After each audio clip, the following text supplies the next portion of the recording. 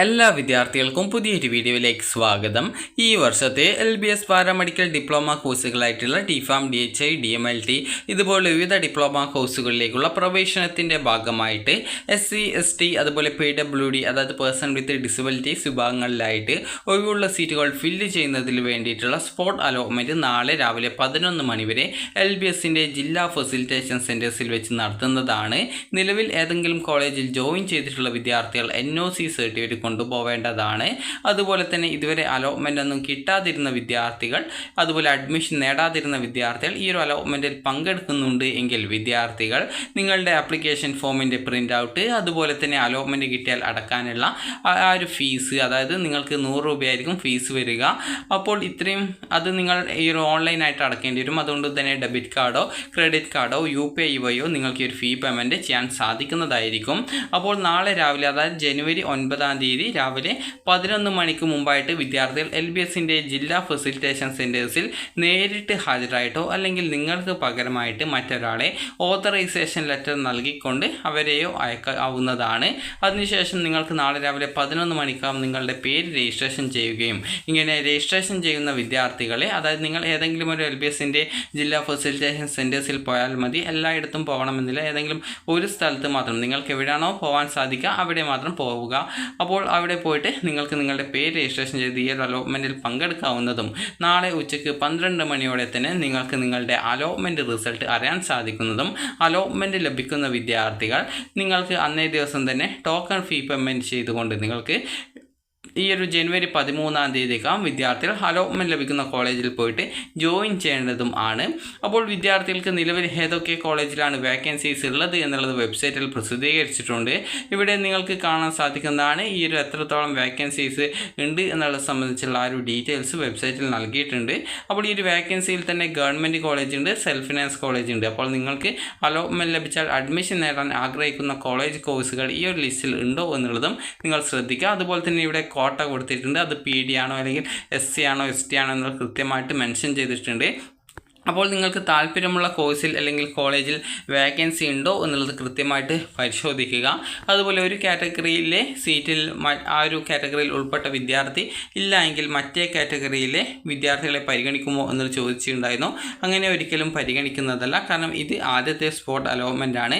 പിന്നീട് വരുന്ന സ്പോട്ട് അലോട്ട്മെൻറ്റുകളിൽ മാത്രമാണ് ആ ഒരു രീതിയിലുള്ള മാറ്റങ്ങൾ ഉണ്ടായിരിക്കുള്ളൂ. ഇനി വിദ്യാർത്ഥികൾക്ക് ഈ ഒരു LBSൻ്റെ ജില്ലാ ഫെസിലിറ്റേഷൻ സെൻറ്റേഴ്സ് ഡീറ്റെയിൽസ് നോക്കാം.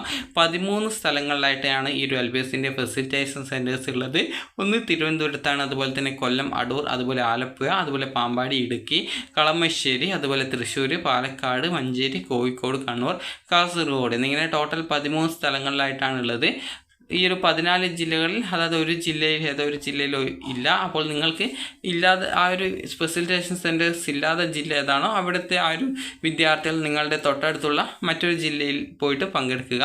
ഇതാണ് ഓതറൈസേഷൻ ലെറ്റർ എന്ന് പറയുന്നത്. ഇവിടെ നിങ്ങൾക്ക് I എന്നുള്ള ഭാഗത്ത് നിങ്ങളുടെ പേരും അതുപോലെ തന്നെ ശ്രീ ഓർ ശ്രീമതി എന്നുള്ള ഭാഗത്ത് നിങ്ങളുടെ പാരൻറ്റിൻ്റെ പേരും അതുപോലെ വിത്ത് ആപ്ലിക്കേഷൻ നമ്പർ എന്നുള്ള ഭാഗത്ത് നിങ്ങളുടെ ആപ്ലിക്കേഷൻ നമ്പർ, റാങ്ക് നമ്പർ എന്നുള്ള ഭാഗത്ത് റാങ്ക് നമ്പർ, അതുപോലെ തന്നെ ഇൻ എന്ന് പറഞ്ഞുകൊണ്ട് കൊടുത്തിട്ടുണ്ട്. അവിടെ നിങ്ങളുടെ ആ ഒരു ഏത് സ്റ്റേറ്റ് മെറിറ്റിലാണോ കാറ്റഗറി വൈസ് റാങ്ക് ആണോ അത് സ്റ്റേറ്റ് മെറിറ്റാണ് കൊടുക്കേണ്ടത്. സ്റ്റേറ്റ് മെറിറ്റ് റാങ്ക് എത്രയാണ് അത് കൃത്യമായിട്ട് സ്റ്റേറ്റ് മെറിറ്റ് എന്നുള്ളത് കൊടുക്കുക. അതുപോലെ തന്നെ ശ്രീ ഓർ ശ്രീമതി എന്ന് വീണ്ടും കാണാം.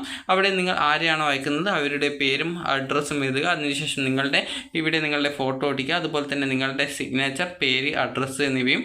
അതിനുശേഷം നിങ്ങളുടെ ഫോട്ടോ ഈ ഒരു ഗസ്റ്റഡ് ഓഫീസറെ കൊണ്ട് അറ്റസ്റ്റ് ചെയ്യുക. അതിനുശേഷം നിങ്ങൾക്ക് ഇവിടെ ഒരു ഫോട്ടോ വീണ്ടും ഒട്ടിക്കാനുള്ള ഭാഗമുണ്ട്. അവിടെ നിങ്ങൾ ആരെയാണോ അയക്കുന്നത് അവരുടെ ഫോട്ടോ ഒട്ടിച്ച് അതിന് മുകളിലൂടെ നിങ്ങളുടെ സിഗ്നേച്ചർ ആ ഒരു ഫോട്ടോയുടെ മുഖത്ത് കൊള്ളാത്ത രീതിയിൽ ഫോട്ടോയിലും പകുതി പുറത്തും എത്തുന്ന രീതിയിൽ സിഗ്നേച്ചർ ഇടുക. അതാണ് ഈ ഒരു അറ്റസ്റ്റേഷൻ എന്ന് പറയുന്നത്. ഇത് നിങ്ങൾ ആരെയാണോ അയക്കുന്നത് അവരുടെ ഫോട്ടോ ഒട്ടിച്ച ശേഷം മാത്രമാണ് അവിടെ സൈൻ ചെയ്യേണ്ടത്. അതിനുശേഷം സിഗ്നേച്ചർ ഓഫ് കാൻഡിഡേറ്റ് എന്നുള്ള ഭാഗത്ത് വീണ്ടും സിഗ്നേച്ചർ ഇടുക. അതിനുശേഷം പ്ലേസ്, ഡേറ്റ് എന്നിവ രേഖപ്പെടുത്തി നിങ്ങൾക്ക് വീണ്ടും സിഗ്നേച്ചർ ഓഫ് കാൻഡിഡേറ്റ്സ് എന്നുള്ള ഭാഗത്ത് നിങ്ങളുടെ സിഗ്നേച്ചർ ഇടുക. അപ്പോൾ ഇത് നിങ്ങൾക്ക് പകരമായിട്ട് മറ്റൊരാൾ പോകുന്നുണ്ടെങ്കിൽ മാത്രമാണ് ഈ ഒരു ഓതറൈസേഷൻ ലെറ്റർ വേണ്ടത്. നിങ്ങൾ നേരിട്ടാണ് ഇതിൽ പങ്കെടുക്കുന്നതെങ്കിൽ ഈ ഒരു ഓതറൈസേഷൻ ലെറ്ററിൻ്റെ ആവശ്യമില്ല. അതുപോലെ തന്നെ വിദ്യാർത്ഥികൾ ശ്രദ്ധിക്കേണ്ടത് നാളെ രാവിലെ 11 മണിക്ക് മുമ്പായിട്ട് തന്നെ നിങ്ങളുടെ പേര് രജിസ്ട്രേഷൻ ചെയ്തിരിക്കണം. തൊട്ടടുത്തുള്ള ഏത് LBS സെൻ്ററാണോ അവിടെ പോയിട്ട് നിങ്ങൾക്ക് രജിസ്ട്രേഷൻ ചെയ്യാം. 11 മണിക്ക് ശേഷം യാതൊരു കാരണവശാലും രജിസ്ട്രേഷൻ അനുവദിക്കുന്നതല്ല. അതുപോലെ തന്നെ അലോട്ട്മെൻറ്റ് ലഭിച്ചാൽ നിങ്ങൾ നിർബന്ധമായിട്ടും അഡ്മിഷൻ നേടേണ്ടതായിട്ട് വരും. അതുകൊണ്ട് തന്നെ താല്പര്യമുള്ള വിദ്യാർത്ഥികൾ മാത്രം ഈ ഒരു സ്പോട്ട് അലോട്ട്മെൻറ്റിൽ പങ്കെടുക്കുക. അതുപോലെ തന്നെ നിലവിൽ ഏതെങ്കിലും കോളേജിൽ ജോയിൻ ചെയ്ത വിദ്യാർത്ഥികൾ ആണെങ്കിൽ കോളേജിൽ നിന്നുള്ള NOC സർട്ടിഫിക്കറ്റ് നിർബന്ധമായിട്ടും ഹാജരാക്കുക. അതുപോലെ തന്നെ ഒഴിവുള്ള സീറ്റുകളിലേക്ക് മാത്രമായിരിക്കും ഈ ഒരു അലോട്ട്മെൻറ്റ് നടത്തപ്പെടുക. അതുകൊണ്ട് തന്നെ താല്പര്യമുള്ള വിദ്യാർത്ഥികൾ മാത്രം പങ്കെടുത്താൽ മതിയാകും. അലോട്ട്മെൻറ്റ് ലഭിച്ച് നിങ്ങൾ അഡ്മിഷൻ നേടിയിട്ടില്ല എങ്കിൽ നിങ്ങൾ അടച്ച ടോക്കൺ ഫീ പേയ്മെൻറ്റ് നിങ്ങൾക്ക് നഷ്ടപ്പെടും. അത് തിരികെ നൽകുന്നത് അല്ല.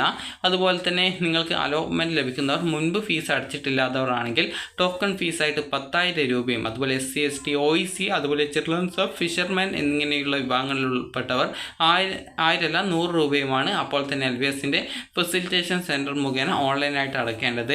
അലോട്ട്മെൻറ്റ് ലഭിക്കുന്ന വിദ്യാർത്ഥികൾ ഒറിജിനൽ ഡോക്യുമെൻറ്റ്സും അലോട്ട്മെൻറ്റ് മെമ്മോയും സഹിതം വിദ്യാർത്ഥികൾ ജനുവരി 13 അത് 2025 ജനുവരി 13 അതത് കോളേജിൽ നിർബന്ധമായിട്ടും നേരിട്ട് ഹാജരായിട്ട് അഡ്മിഷൻ നേടേണ്ടതാണ്.